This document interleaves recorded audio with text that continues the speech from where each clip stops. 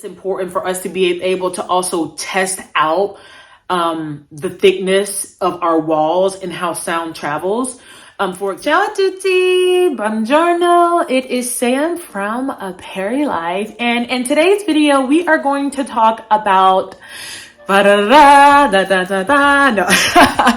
gonna have another what's that frustration moment. This is one that is not one that I typically would use, but it's one that I think will be useful for anyone who will be studying abroad in Florence or really in any city, anyone who will specifically be studying abroad. These are things that I think will make you say WTF, and how can you solve that WTF? So for those of you who are new to the channel, ciao, my name is Sam. I am a Black woman that lives between Florence, Italy and Queens, New York. And here on the channel, I talk about all things Italy. Please go down to the description box below to find out more about myself. You can also go to my website, aperrylife.com, where you can get everything you need when it comes to me. You can learn everything that you need.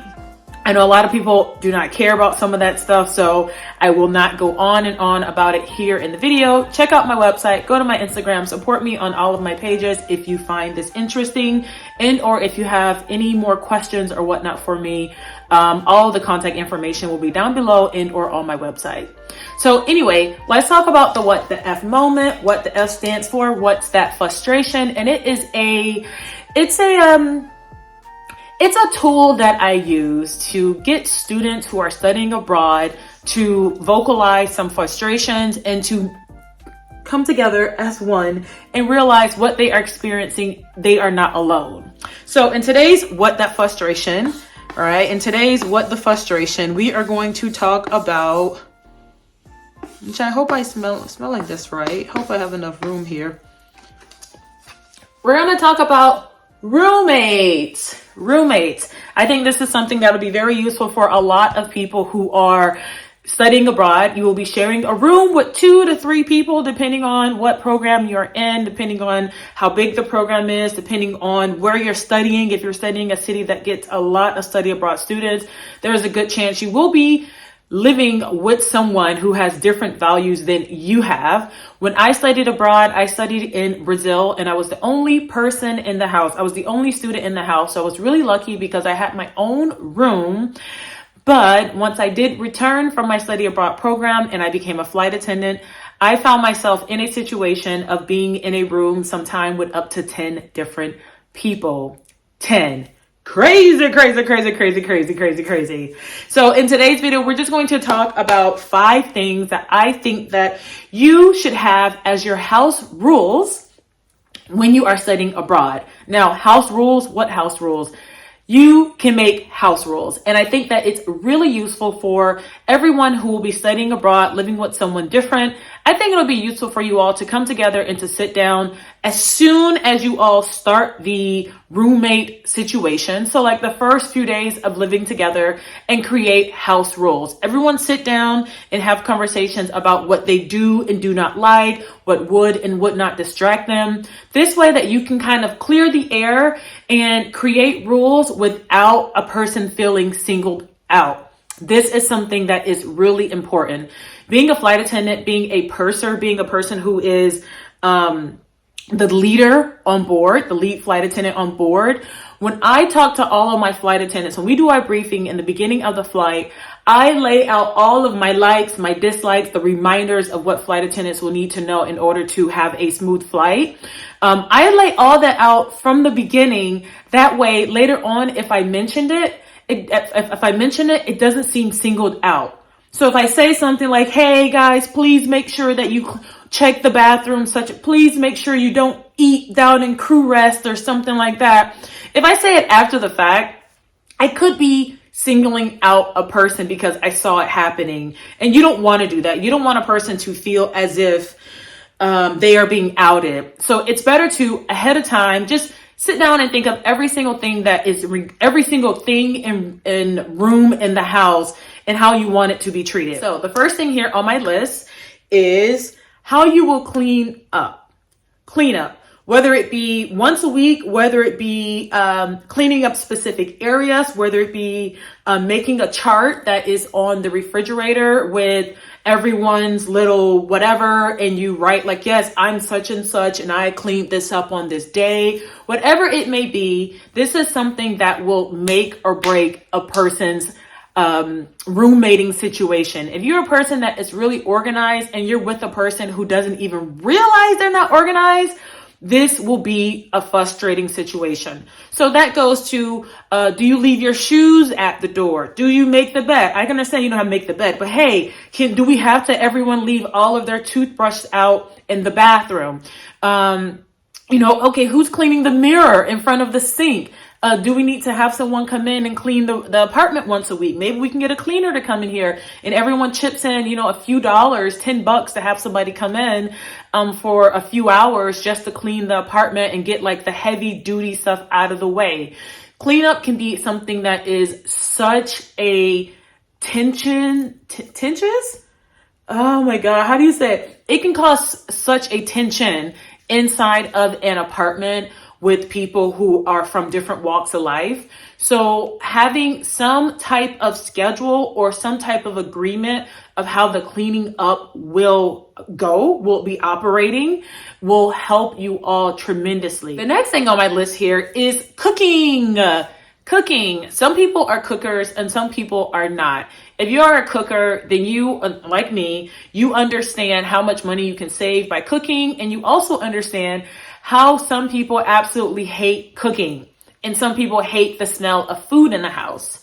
I think that it should be a conversation that is had if you are going to be cooking things that have a lot of sense. If you're cooking with onion, if you're cooking with curry, if you are, like frying bacon in the house, I think all of that is something that should be discussed beforehand. Not only if you're going to be cooking, but hours of cooking as well. I've heard of people who, they will complain that their roommate was cooking in the middle of the night.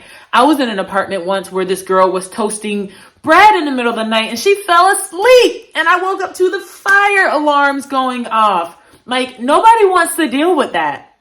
So the cooking schedule, when a person can and cannot cook, the operating of heavy duty stuff in the apartment, that is something that should be discussed. I think along with cooking, we can probably add in laundry during that time as well, just to be considerate. My laundry just finished and I made sure that my laundry was done before I started this video. Because I didn't want the sound of the I didn't want the that goes with the laundry machine when it's done washing. So I think all of that is something that definitely should be discussed, especially if you are going to be splitting the bills. If you're going to be splitting the bills, something such as cooking has to be taken into accountability, because this means that your gas bill or your electric bill is going to be much higher. The next house rule here is guests. I know it sounds kind of crazy. You would think that it's something that doesn't really need to be discussed. And I'm sure there might be actual rules that are put into place by your study abroad program or your university. But I think that it's something that should also be brought up or discussed, amongst the people who are actually living in the house, because people break rules all the time, right? But there should be a conversation, not like I'm a tattletale on you, I'm going to tell the university you brought a guest, but like seriously, like, hey guys, let's say we're all adults here. We all know the rules, but people break the rules all the time. That's why they have smoking, like a little ashtrays on the plane, because somebody will break the rule. And you have to have a proper place for them to put the cigarette out if they break the rule. So in this case, it's good to have that discussion with the roommates of what is the reality of guests here. Okay, let's not have overnight guests. If we're sharing a room, let's not have a guest that sleeps in the bed with you. Let's not have, if there is a guest coming over, let's make sure that we are all aware of it, so that I'm not walking around in my undergarments or something of that sort. There needs to be conversations had about things of that sort, and everyone needs to be comfortable with your guests. Here is noise. The next house rule is noise. Noise is something that can be seen as an enjoying thing, wake up in the morning, someone's playing a little bit of Sade, a little bit of jazz, a little bit of whatever. And, or you wake up in the morning and you're like, oh my God, this person is playing music again. I hate this person.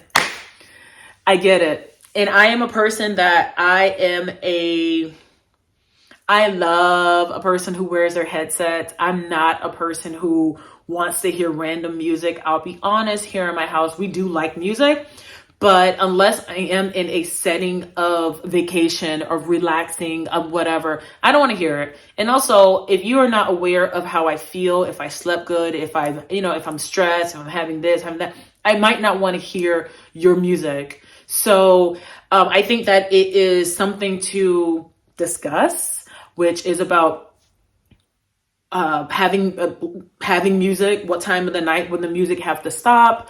Maybe the rule could be like everyone has to wear headsets when they're wearing music. You might be studying for something. You might have phone calls that you're having, Zoom calls with your family who are on the other side of the world. And the time that you are talking, your neighbor, your roommate is blasting Sexy Red.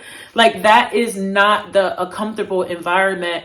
And with everyone coming from different places all around the world with different sleeping schedules and all of that. And also, some people are sensitive to noise. Some people can handle noise. We've seen it before where there's like babies that are like knocked out at the quinceañera. And then you have like babies that their parents have those headsets on at all times. And if you go like, the parents are freaked out because you're going to wake up little such and such.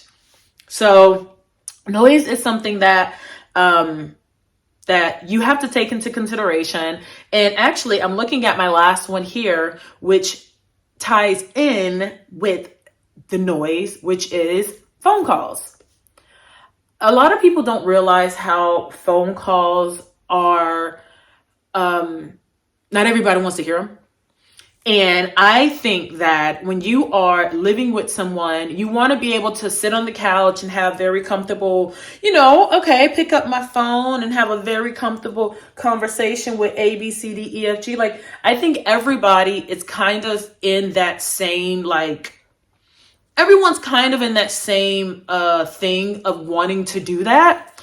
But we have to be honest. Not everybody wants to hear your phone call.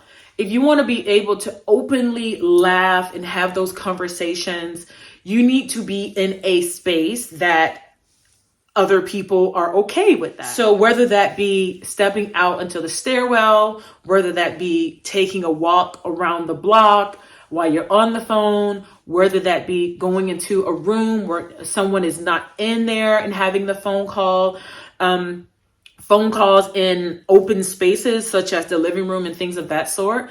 Of course, it's cool. But let's say if I'm having a phone call here, I'm on the phone and I just so happen to be on the couch, which is next to your bedroom. Maybe you can hear everything I'm hearing. And I think that also something to take into consideration when it comes to phone calls is to ask the person after you got off the phone, if you have a roommate that is in the house, to ask them if they could hear you. Because I think it's important for us to be able to also test out the thickness of our walls and how sound travels. For example, I live in this house. It's a really old house. I have a wall that is like ridiculously solid, just like thick concrete or whatever material this is made out of. And then I have this that's behind me, which is a plywood that literally is just a divider between the room. There's no insulation between this room and the next room, just this wooden panel.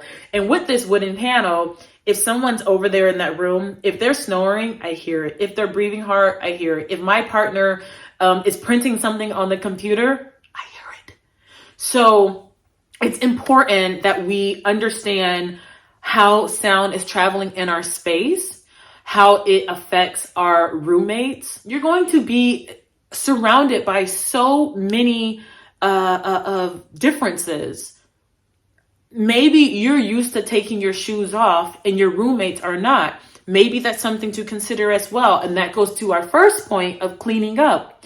Okay, if it's raining outside, we're going to agree that we leave our shoes and our umbrellas at the door. Things of that sort.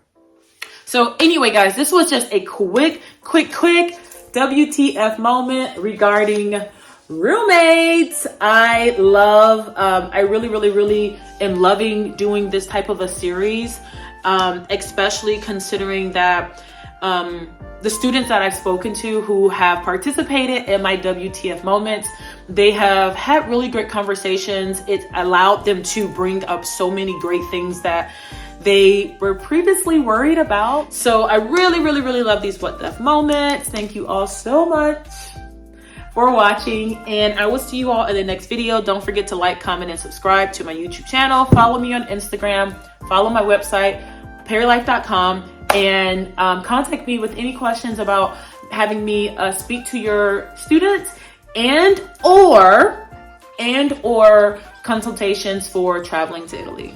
So guys, that's it. I'll talk to you all next time. Ciao.